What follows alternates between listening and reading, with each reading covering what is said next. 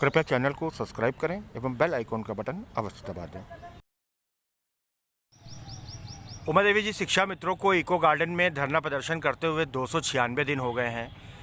इस धरना प्रदर्शन के दौरान सभी व्रत, तीज, त्यौहार और यूँ कहें कि दशहरा, दीपावली, दुर्गा पूजा सब आपका यहीं इको गार्डन में बीता और छठ पूजा भी आपने यहीं करी थी। आज महाशिवरात्रि का पावन अवसर है, कुंभ में भी अंतिम स्नान है और आज ये शिवरात्रि भी आप लोग इको गार्डन में मना रहे हैं। क्या कहना चाहेंगे, कैसा लग रहा है? पहले तो मैं बाबा शिव के, बाबा विश्वनाथ जी के चरणों में नमन बंदन करूंगी, क्योंकि महात्म में उनका एक अलग है। कहावत है, देवों में देव महादेव जी। और मैं मुरीद हूँ उनकी, इसमें दो राय नहीं है। मैं व्रत भी हूँ और 30 त्यौहार तो बीते, तो ये तो मुश्किल के क्षणों में एक अग्नि परीक्षा ही मेरी चल रही थी। उस परीक्षा को शायद परमात्मा ही ले रहे थे। नहीं, इंसान किसी को क्या परीक्षा लेगा? जिस परीक्षा को शायद परमात्मा ले रहे थे, तभी शायद इतना दिन बीत रहा है। और जब किसी का अंत होता है ना, तो कुछ ऐसा करता है कि वो ईश्वर से भी बगावत कर बैठता है। शायद यही बगावत बीजेपी सरकार कर रही है।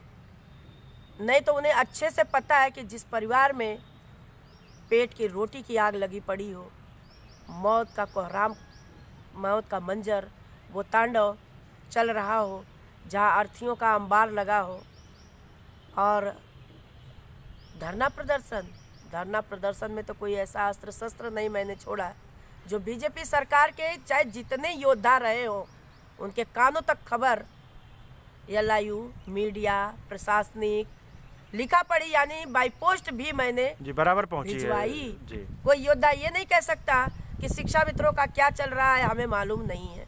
अगर जो यह व्यक्ति कहता है तो समझिए कि पक्का वो झूठ बोल रहा है, अनसुना कर रहा है। ये दुर्भाग्य होगा बीजेपी सरकार का। अब दुर्भाग्य शिक्षा मित्र परिवार का नहीं, ये भी बता रही हूँ, क्योंकि मैं खुद व्रत हूँ। ईश्वर में आस्था रखने वाले व्यक्तियों का कभी परमात्मा गुनाह नहीं होने देते। कभी मुश्किल का क्षण भले आवे, लेकिन हवा के तरह छट के निकल जाता है। ये जितनी भी विसंगतियां हमारे परिवार में हुई, केवल चाटुकारों, गद्दारों, बड़बोलों और खुद की ओछी हरकत जिन्होंने की थी, इन बेवकूफ़ों के वजह से मेरे परिवार में मौत का कोहराम मच गया। और आज असहाय लोग हुए इन गद्दारों के वजह से, क्योंकि ये गद्दार अपनी नेतागिरी चमकाने में कभी बाज ना आए।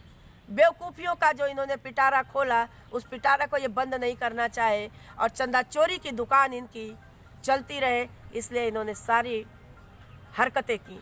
कोई ऐसी फितरत नहीं थी जो फितरत इन्होंने की ना हो। इन्होंने बहनों को भी ठेंगा दिखाया। जिन बहनों ने कमर कसी इसी को गार्डन मैदान में, जिन बहनों ने अपने सुहाग होते हुए भी विधवा का रूप अख्तियार करके समाज के सामने खड़ी हो गई, उन बहनों को भी इन लोगों ने ठेंगा दिखाया। उन अर्थियों पर जो कफन लिपटे थे, उससे इन लोगों ने राजनीति करना शुरू किया। उन अनाथ बच्चों के भविष्य से इन लोगों ने खेलना शुरू किया। ये गद्दार ये कहने के लायक नहीं है। इन्होंने खुद अपना विनाश अपने आप किया है। जी, अगर प्रधानमंत्री मोदी की बात करें तो डीरेका के DLW डीरेका के मैदान से उन्होंने कहा था, शिक्षा मित्रों का दर्द मेरा दर्द है और प्रदेश में भाजपा की सरकार बनेगी तो मैं देखूंगा। प्रदेश में भाजपा की सरकार बने हुए भी 23 महीने से ज़्यादा का समय हो गया है। कल प्रधानमंत्री यहीं पास में अमेठी थे, 540 करोड़ की योजनाओं की घोषणा करी है, लेकिन 1,72,000 शिक्षा मित्र आज भी 296 दिन हो गए दर दर भटक रहा है। देखिए, इनके जो सोचने समझने की तार्किक जो शक्ति थी बीजेपी सरकार की जी, वो शून्य मैं कहूँगी। इसलिए शून्य कहूँगी कि खुशी की सौगात उस घर में सबसे पहले दी जाती है जिस घर में मौत का तांडव खड़ा हो। आप शासक थे, आपका दायित्व है, आपका कर्तव्य है कि जनता के हित को ध्यान में रखते हुए अपने कर्तव्य, अपने जिम्मेदारी को निभाना।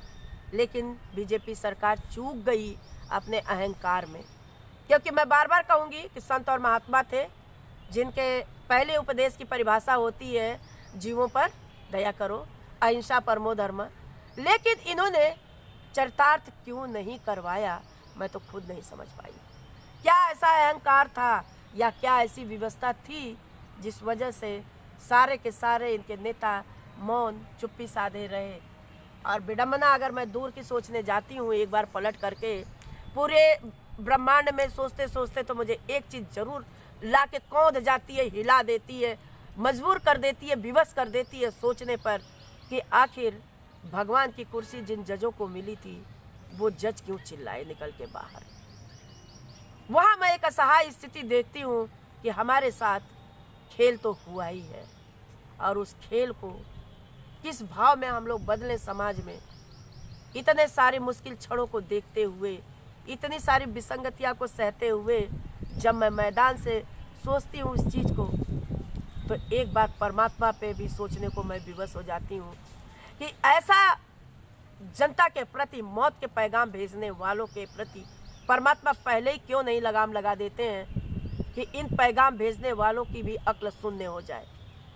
जो खेल ये खेलते हैं इनका खेल वहीं क्यों नहीं नष्ट हो जाता है, क्यों नहीं ध्वस्त हो जाता है, क्यों इनका खेल इतना लंबा चलने के बाद, घरों की अर्थियाँ उठने के बाद, अनाथ होने के बाद बच्चों को कौन सर पे हाथ फेरेगा, उन बूढ़े माता पिता के हसरत भरे निगाहों के सपने कौन पूरा करेगा, उन विधवा बहनों का ख्वाब कौन पूरा करेगा, उन विधुर भाइयों का सपना कौन पूरा करेगा। और अनाथ बच्चे जिनका पूरा भविष्य ही खत्म कर दिया, वो बच्चों का जीवन खुशहाल कैसे होगा, क्या इन्होंने कभी विचार किया? जी, पीएम मोदी की बात करें तो इन्होंने तो कहा ही कि शिक्षा मित्रों का दुख मेरा दुख मैं दुख आ है। रही हूँ मेरे भैया, आप ही के और प्रश्न पे आ रही हूँ। अखिलेश की सरकार जब थी तब योगी जी कहा करते थे शिक्षा मित्रों को कि धरने को धार दो। उसके बाद इनकी सरकार बन गई और धरने को धार देते देते 296 दिन बीत जी, गए। तो मैं यही तो कह रही हूँ ना कि बीजेपी सरकार की खुद की अहंकारी, या यूं कह लीजिए कि इनकी चुप्पी कहाँ इनको ले डूबी ये खुद नहीं समझ पाए। और ये ज़्यादा होशियार बनते बनते ऐसे जगह जाके खड़े हो गए जहाँ बेटियाँ इनसे सामने संग्राम करने को तैयार हो गई जी। जहाँ बेटियाँ अपना सुहाग लुटा करके एक पिता से पूछती तो है कि बताइए ना आपने कहाँ बेटियों का गौरव और मान रखा। जहाँ बेटियाँ साल भर मैदान में लड़ी हैं, क्या आपने बेटियों का गौरव और सम्मान निभाया? आज भी बेटियाँ मैदान से ही पेट की आग की आवाज़ दे रही हैं, पेट की रोटी की आवाज़ दे रही हैं। अरे एक बार विचार करके तो देखिए उन अरबपति खरबपति जो अनंतपतियों को जो सब कुछ रहते हुए खाना नहीं खा पाते हैं, और उनके बार एक बार विचार करके देखिए उन अनाथ पे, उस असहाय पे, उस बूढ़े माता पिता का सहारा बन के तो देखिए। जिस घर में रोटी के लिए लोग लाले पड़े हैं, तड़प रहे हैं, जिस घर में मौत का कोहराम मचता है और वो तांडव आप लोग कफन के राजनीति शुरू कर देते हैं। या क्या विचारणीय प्रश्न नहीं है बीजेपी सरकार के लिए कि साल भर से बेटियां उन्हें आवाज़ दी, उस आवाज़ को ये लोग इतना अनसुना किए कि एक बार ये लोग शायद भगवान के घर में भी उसको ले जाके क्षमा मांगने की कोशिश करेंगे ना, तो शायद ईश्वर इन्हें माफ़ नहीं करेंगे। यकीन करिएगा, इसलिए कह रही हूँ कि ईश्वर भी उसी गलती को क्षमा करते हैं जिस गलती को वो देखते हैं कि ये क्षमा योग्य है। और जिसके घर के सुहाग उजड़ गए हो, जिसके घर का खुशी अमन चैन उजड़ गया हो, जिस घर का बच्चा अनाथ आज देख रहा हो आशा भरी निगाहों से कि मेरा कोई मामा आके मेरे सर पे हाथ फेर ले, और इन लोगों ने कभी कोई निकल के नहीं गया। उमा देवी में जितनी ताकत है, मैं बहुत अपने को निम्न रखती हूँ मेरे भाई, सूक्ष्म रखती हूँ बहुत अपने को, कि मेरे जितनी बनी मैंने अपने भाई बहनों से, अपने खुद के भाई बहनों से जो जिला अध्यक्ष थे उनके दरवाजे पर भेज करके एक आशा की किरण उनमें जगवाई, एक अपनी बात रखने की ताकत उनमें रखवाई। और मेरे भाई बहन जब असहाय होके आके रोते हैं कि मैं उस दरवाजे कैसे जाऊं, किस मुंह से जाऊं, सारे के सारे एक ही प्रश्न पूछते हैं कि नौकरी मिलेगी भैया, जिंदगी खुशहाल होगी, मेरा लाल तो चला गया या मेरी प्यारी तो चली गई, क्या जो अभी बचे हैं वो भी ऐसे ही चले जाएंगे? तो क्या बीजेपी सरकार को एक बार करारा पीछे की हार को दिखाता नहीं है क्या? जी बिल्कुल। और चुनाव में कितना जीतेंगे आप? जी कैसे जीतेंगे आप? जिस घर के बेटियां, जिस घर में हर घर में आज शिक्षा मित्र ने अपनी आवाज को रखा है, आप कैसे अपनी आजादी को, कितने बार ईवीएम का फंडा आप अपना लेंगे? जरा विचार कर लीजिए। जी नहीं, ईवीएम का फंडा नहीं चलने दें, क्योंकि 5 राज्य अभी जो पिछला आपका गया है इसी भाव में गया है। फूलपुर और गोरखपुर जो गया है, नूरपुर कैराना जो गया है वो इसी भाव में गया है। यकीन मानिए बेटियों की हाय और उन असहाय बूढ़े माता पिता और अनाथ बच्चों की हाय ऐसी लगती है जी कि शायद उसके भरपाई शायद कोई नहीं कर पाएगा। जी। और जितने योद्धा और धुरंधर बैठे हैं उन योद्धा और धुरंधर के विकास भगवान करें यही चीज उनके सामने आवे जी तो उन्हें समझ में आएगा कि पेट की रोटी की आग होती क्या चीज है। जी। कि 20 साल के बाद जो सम्मान और गौरव हमारा छिना, जिस भाव में हम रोड पे पागलों की तरह हम घूमे और हम बेघर हो गए, लूट गए, सब कुछ हमारा चला गया, लेकिन आज भी मैं लड़ रही हूँ तो अपने भाई बहनों के सम्मान के लिए लड़ रही हूँ। इसीलिए आज भी मैं मैदान छोड़ के गई नहीं। जी। और सबसे अच्छी बात बता दूं मैं, अब तो पाला शिक्षा मित्र भाई बहनों के पाले में है। गोल जब ये मारेंगे किक तो पक्का है कि सिक्सर लगेगी, बाउंड्री पार होगी, इसमें दो राय नहीं है। और सच्चाई बता दूं, 20 साल बीएलओ की ड्यूटी मेरे भाई बहनों ने किया है धरातल पे। और सोच लीजिए कि जिसके घर का एक एक पहलू पता हो, एक एक वोट बैंक पता हो, तो आप आज फर्जी करोगे या करवाओगे तो वैसे भी मूल्यांकन होके मिल जाएगा कि यहाँ इतने लोगों के फर्जी वोट पड़े, यहाँ इतने लोगों का फर्जी काम हुआ या ऐसे हुआ, वो भी नहीं होने पाएगा आपकी। मैं अगर आप सम्मान नहीं देंगे तो मैं तो अभी भी कह रही हूँ, मात्र 8 तारीख को सुनने में आया है ये 8 तारीख को हो सकता है कानपुर में प्रधानमंत्री का दौरा लगे और शायद वो आखिरी कार्यक्रम हो, इसके बाद लोकसभा चुनाव की आचार संहिता लग जाएगी।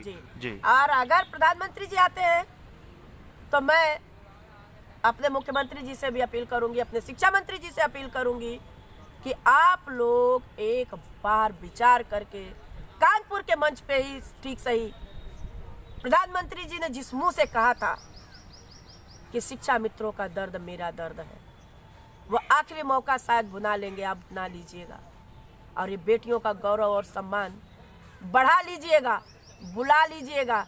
नहीं तो न बुलाने पे न गौरव बढ़ाने पे मैं खुद कह चुकी हूँ आपको कि आपके ताबूत में कील ठोकने का काम शुरू करूंगी मैं और सारे शुभचिंतक, इष्ट मित्र, नाते रिश्तेदार और आपको जहाँ जहाँ आप वोट मांगने निकलेंगे मैं विरोध के रूप में निकलूंगी। विचार कर लीजिए कि एक बेटी विरोध करेगी और एक पिता चलेंगे साथ में, कैसा लगेगा, इसको भाव को समझिए। शिक्षा मित्रों को क्या कहना चाहेंगे? और आप भाई बहनों से एक अपील कि बहकावे में किसी के ना आइए, छलावे में किसी के ना आइए, गद्दारों के पोंगड़बाजी में मत आइए। आप अपने ईमानदारी को, अपनी कर्मठता को, अपने सच्चाई को, अपने हकीकत को पहचानिए और सच की आवाज़ के साथ हमेशा डटे रहने के लिए तैयार रहिए। रही बात आपके हमारे आगे सम्मान मिलने की, तो वो तो ईश्वर ही देंगे। इस चीज़ को मानते हुए, अपने को चरितार्थ करते हुए कि हाँ हम एक अध्यापक थे, अध्यापक हैं और कल भी अध्यापक रहेंगे के साथ मैं अपने बाड़ी को विराम दूंगी।